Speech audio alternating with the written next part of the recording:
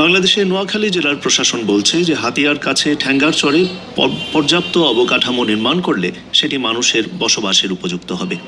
সম্প্রতি ঠ্যাঙ্গারচরে মিয়ানমার থেকে আসা রোহিঙ্গা শরণার্থীদের স্থানান্তর করার একটি প্রস্তাব সরকারের দিক থেকে আসার পর সেখানে জেলা প্রশাসন এবং বন বিভাগ এক অনুসন্ধান শেষে এক প্রতিবেদনে এই কথা বলেছে।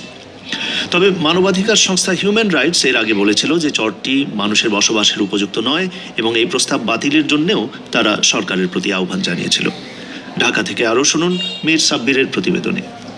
সম্প্রতি নোয়াখালীর হাতিয়া উপজেলার কাছে ঠ্যাঙ্গারচরে যখন রোহিঙ্গাদের পুনর্বাসনের প্রস্তাব দেওয়া হয় তখন জেলা প্রশাসন এবং বন বিভাগ যৌথভাবে সরেজমিনে সেখানকার বাসযোগ্যতা নিরূপণে একটি তদন্ত করার সিদ্ধান্ত নেয়। নৌপথে হাতিয়া থেকে বেশ খানিকটা দূরের সেই চর বাসযোগ্য নয় বলে বেশ আগে একটি প্রতিবেদন দিয়েছিল বন বিভাগ।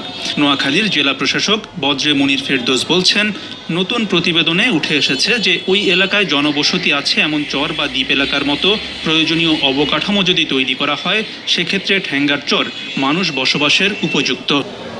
উপসারিত এলাকা ঠ্যাঙ্গারচর সেখানেও সেটা প্রয়োজন হবে। যৌথ এই প্রতিবেদনটি এখন বন ও পরিবেশ মন্ত্রণালয়ে পাঠানো হয়েছে। প্রতিবেদনের সাথে সংশ্লিষ্ট একজন বন কর্মকর্তা বলছেন, জোয়ারের সময় প্লাবিত হলেও ওই চরের মাটিতে ঘাস ওঠা সহ বনায়নের ফলে সেখানকার ভূমি বসবাসের উপযুক্ত হয়েছে বলে তারা মনে করছেন।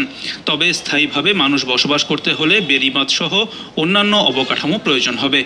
যদিও ঠ্যাঙ্গারচরে এখনও কোনো অবকাঠামো তৈরি হয়নি, তবে সেখানে রোহিঙ্গা পুনর্বাসন নিয়ে স্থানীয়ভাবেও বেশ আলোচনা হচ্ছে। ঠ্যাঙ্গারচরের পরিকল্পনাটি বাস্তবায়ন হলে ওই এলাকায় ব্যাপক অবকাঠামো নির্মাণ এবং উন্নয়ন কাজ হবে।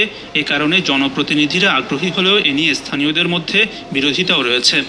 এই পরিকল্পনার প্রতিবাদে ঢাকা ও নোয়াখালী শহরে হাতিয়ার অধিবাসীদের একাংশ মানববন্ধন করলেও স্থানীয়ভাবে তেমন কর্মসূচি দেখা যাচ্ছে না বলে জানান স্থানীয় সাংবাদিক সাইফুল্লাহ কামরুল।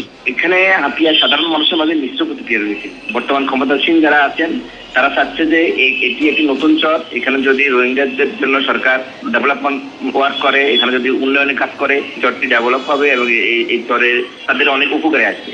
হাতিয়ার সাধারণ নাগরিকদের মধ্যে বিশেষ করে চাচ্ছে না যে রোহিঙ্গারা ওখানে আসুক। যেহেতু সরকার দলের এমপি এবং সাবেক এমপি এবং ক্ষমতাসীন দল চাচ্ছে যে মাননীয় প্রধানমন্ত্রী হাতিয়াতে এবং ঠ্যাঙ্গারচরে রোহিঙ্গাদেরকে পুনর্বাসন করতেছে, সেটা তারা সরকারের কাজে স্বাগত জানাবে, সেজন্য তারা প্রকাশ্যে এটার কোনো বিরোধিতা করতে পারছে না বা বিরোধিতা করার চেষ্টা করে।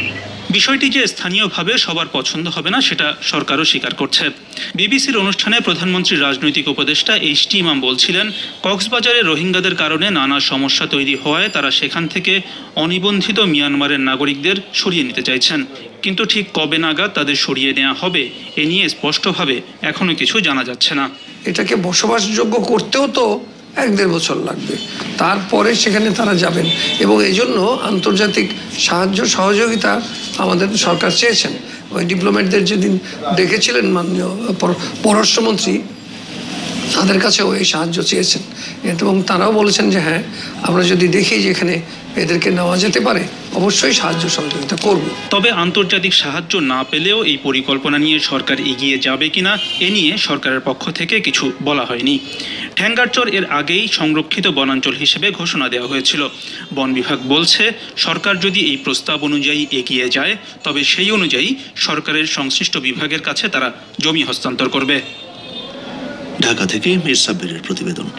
এবারে খেলার খবর।